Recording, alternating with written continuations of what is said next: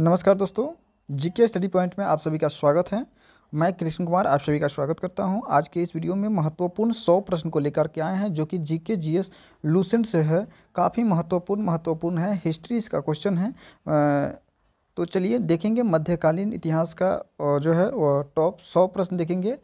चलिए शुरू करते हैं आज का। भारत पर प्रथम सफल अरबी आक्रमण किसके नेतृत्व में किया गया था? तो मोहम्मद बिन कासिम के नेतृत्व में किया गया था। अगला प्रश्न है दोस्तों, मोहम्मद बिन कासिम ने सर्वप्रथम भारत के किस क्षेत्र पर आक्रमण किया था? दोस्तों तो सिंध क्षेत्र पर आक्रमण किया था।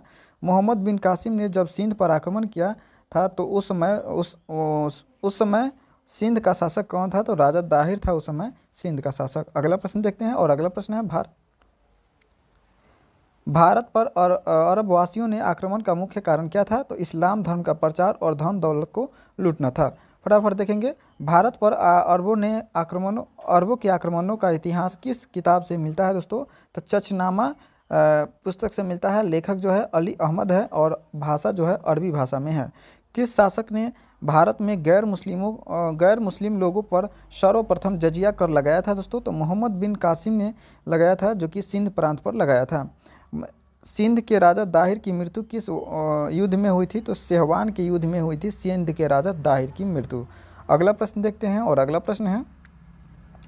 प्रश्न है सिंध के किस शहर को अरबों ने स्वर्ण नगरी के नाम से दिया था? तो मुल्तान शहर को दिया था।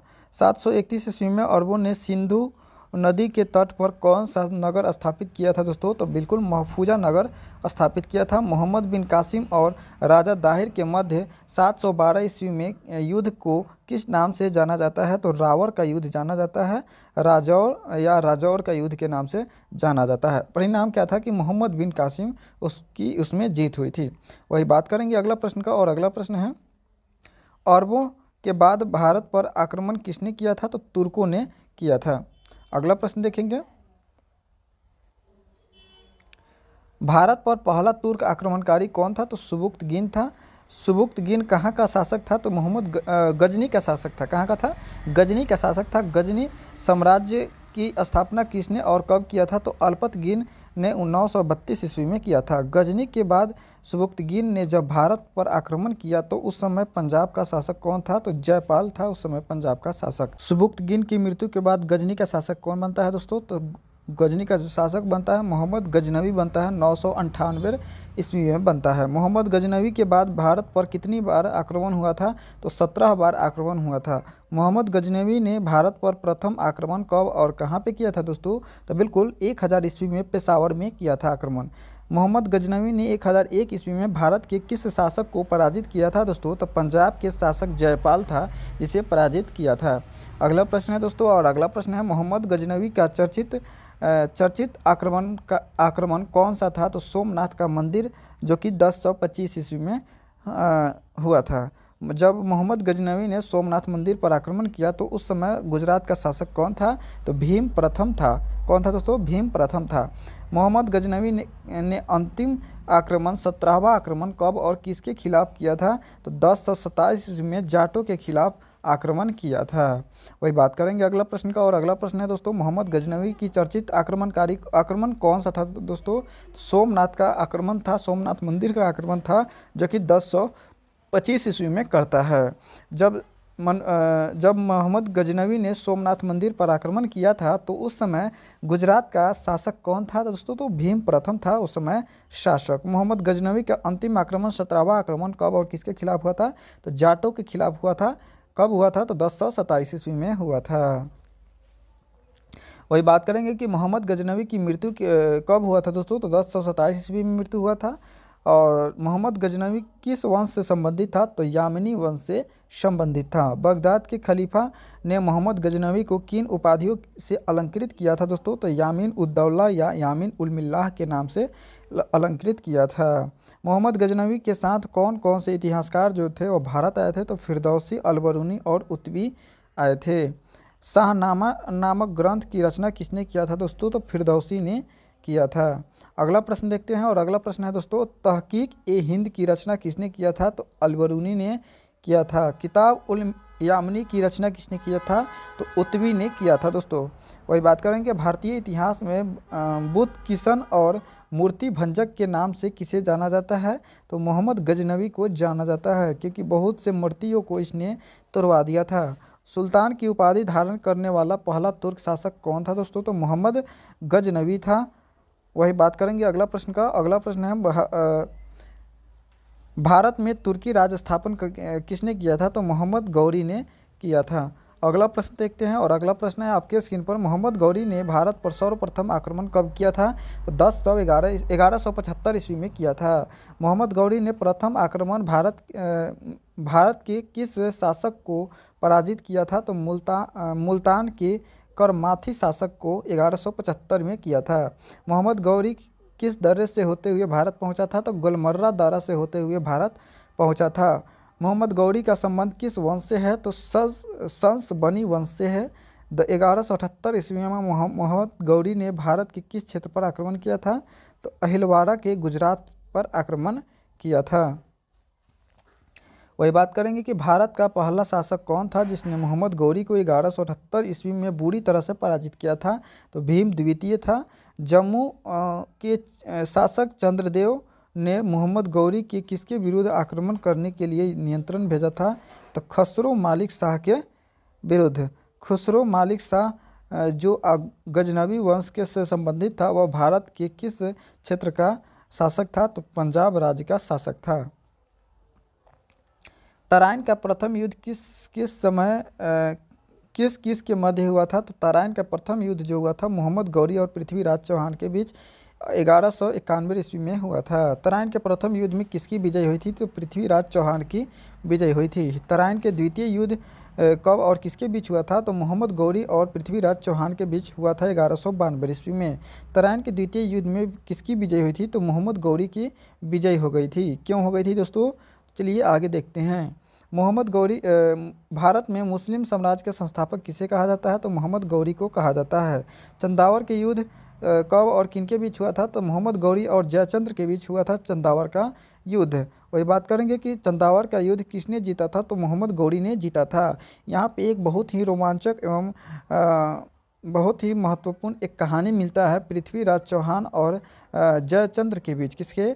जयचंद्र और पृथ्वीराज चौहान, और एक इनकी पुत्री थी जिसका नाम था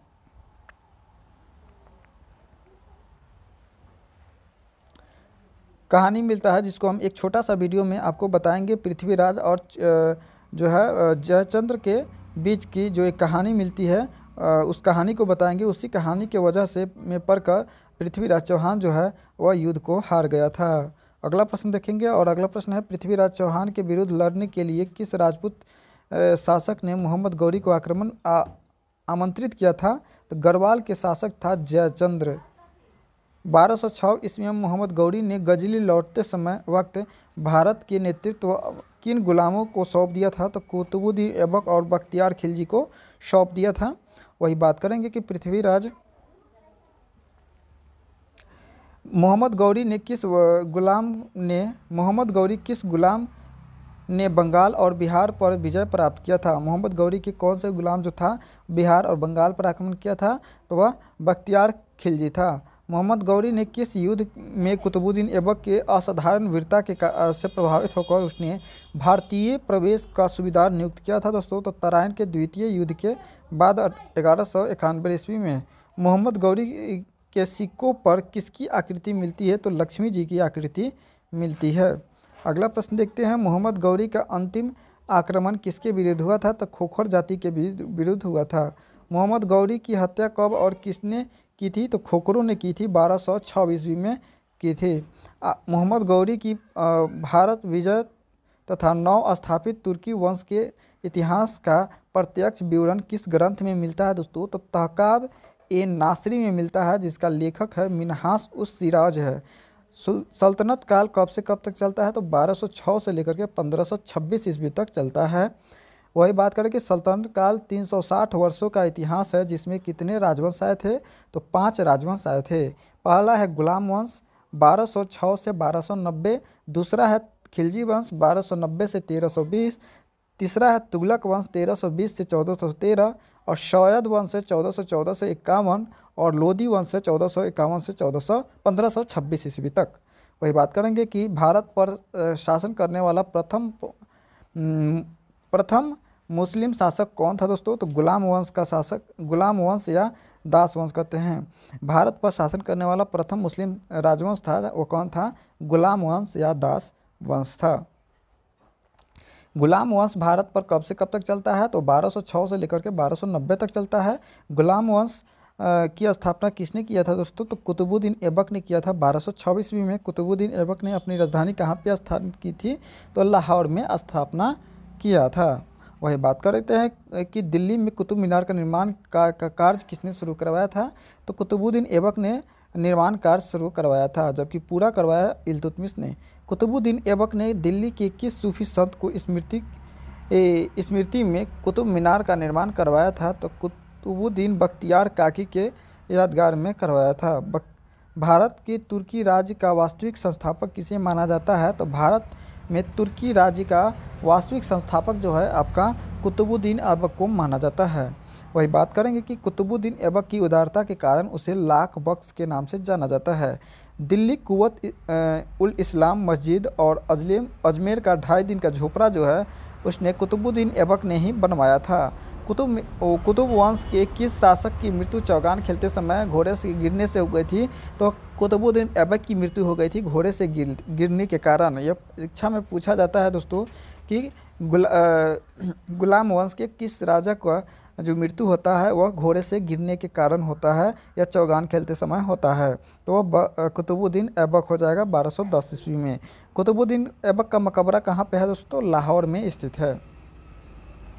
कुतुबुद्दीन ऐबक की मृत्यु के पश्चात गुलाम वंश का अगला उत्तराधिकारी बनता है और आराम शाह बनता है। आराम शाह एक अयोग्य सिद्ध होने के पश्चात किसने गुलाम वंश का शासक को संभाला?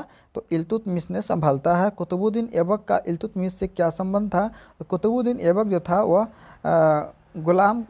कुतुबुद्दीन ऐबक जो था का गुलाम और दामाद था इल्तुतमिश। ठीक है दोस्तों, चलिए बात करेंगे अगला प्रश्न का। और अगला प्रश्न है दिल्ली सल्तनत का वास्तविक संस्थापक माना जाता है इल्तुतमिश को। इल्तुतमिश का शासनकाल कब से कब तक चलता है? तो 1210 से 1226 यानी टोटल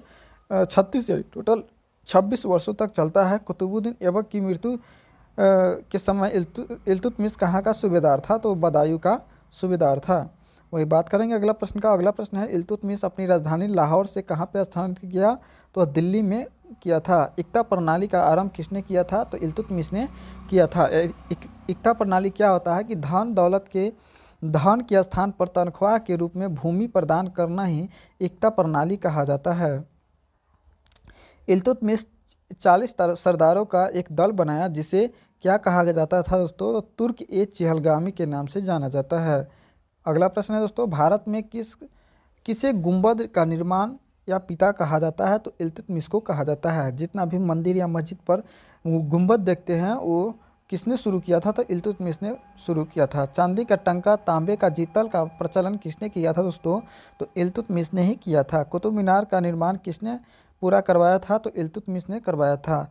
सबसे पहले शुद्ध अरबी सिक्के किसने जारी करवाया था? तो इल्तुतमिश ने। इल्तुतमिश तुर्किस्तान के किस कबीले के था? तो इलबरी तुर्क कबीला के था। अगला प्रश्न देखते हैं। और अगला प्रश्न है दोस्तों इल्तुतमिश किससे सुल्तान बनकर वैधानिक स्वीकृति प्राप्त की थी? तो बगदाद के खलीफा से 1229 ईस्वी में सुल्तान पद का वैधानिक स्वीकृति प्राप्त की थी। इल्तुतमिश की मृत्यु हो जाता है कब? तो 1236 ईस्वी में। चंगेज खां के अधीन मंगोलों ने किसके शासनकाल में भारत पर आक्रमण किया था दोस्तों? तो इल्तुतमिश का शासनकाल में। इल्तुतमिश की मृत्यु के बाद गुलाम वंश का अगला शासक जो बनता है वो कौन बनता है? रुकनुद्दीन फिरोज खिलजी बनता है 1236 ईस्वी में। रुकनुद्दीन फिरोज खिलजी भी एक अयोग्य शासक था जिसके हटा करके रजिया सुल्ताना 1236 ईस्वी में शासक बनती है। और भारत का प्रथम महिला मुस्लिम शासक जो बनती है वो कौन बनती है? तो 1236 ईस्वी में रजिया सुल्ताना बनती है। दिल्ली की प्रथम और अंतिम मुस्लिम महिला शासिका बनी कौन बनी? तो रजिया सुल्ताना बनी। किस महिला शासिका ने पर्दा प्रथा का विरोध किया और पुरुषों की भांति पोशाक पहनना शुरू किया था? तो रजिया सुल्ताना ने किया था। रजिया सुल्तान ने पुनः दिल्ली का सिंहासन प्राप्त करने के लिए किससे विवाह किया था? तो भटिंडा के राज्यपाल जो था अल्तुन अल अल्तुनिया से विवाह किया था। कैथल के पास लुटेरों ने रजिया सुल्तान को 1240 ईस्वी में हत्या कर दिया था। वही बात करेंगे कि रजिया सुल्तान के बाद गुलाम वंश का अगला शासक कौन बनता है? तो बहराम शाह बनता है। बलबन ने षड्यंत्र द्वारा किसके 1246 ईस्वी में सुल्तान बनाया था? तो बलबन के षड्यंत्र द्वारा 1246 ईस्वी में नसरुद्दीन महमूद को सुल्तान बनाया, जो कि उसका दामाद था। वही बात करेंगे कि गुलाम वंश का कौन सा शासक था जो टोपी सिल करके अपना जीवन निर्वाह करता था? तो वह नसरुद्दीन महमूद था। नसरुद्दीन महमूद के बाद दिल्ली का अगला शासक कौन बनता है? तो बलबन बनता है। बलबन गयासुद्दीन बलबन के नाम से दिल्ली पर के गद्दी पर बैठता है। कब? तो 1266 से लेकर 1246 यानी 86 यानी टोटल 20 वर्षों तक बैठता है। बलबन का वास्तविक नाम था बहाउद्दीन। चलिए अगला प्रश्न देखते हैं, और अगला प्रश्न है बलबन के आरंभ में किस दल का सदस्य था? तो आरंभ में जो बलबन जो था आरंभ में चहलगामी, जो कि 40 तुर्क सरदारों का दल था, उसका वह सदस्य था। बलबन को उलुग खां की उपाधि किसने दिया था? तो नसरुद्दीन महमूद ने बलबन को उलुग खां की उपाधि दिया था। और राज्य में दैवीय राजस्व का सिद्धांत किसने प्रतिपादित किया था? तो बलबन ने ही प्रतिपादित किया था। ठीक है दोस्तों, तो आज के बाद इसके बाद जो है अगला प्रश्न जो है अगले वीडियो में लेकर के आएंगे। आज जो है टोटल लगभग 100 प्रश्न देखे हैं, जो कि इतिहास से संबंधित था, मध्यकालीन इतिहास से संबंधित था। तो मिलेंगे अगले नेक्स्ट वीडियो में इससे आगे का प्रश्न को लेकर के। आज के लिए इतना ही। अगर वीडियो अच्छा लगा तो वीडियो को लाइक शेयर चेक करके चैनल को सब्सक्राइब कर दीजिए और अपने दोस्तों में शेयर ज़रूर कर दीजिए। जय हिंद, जय भारत।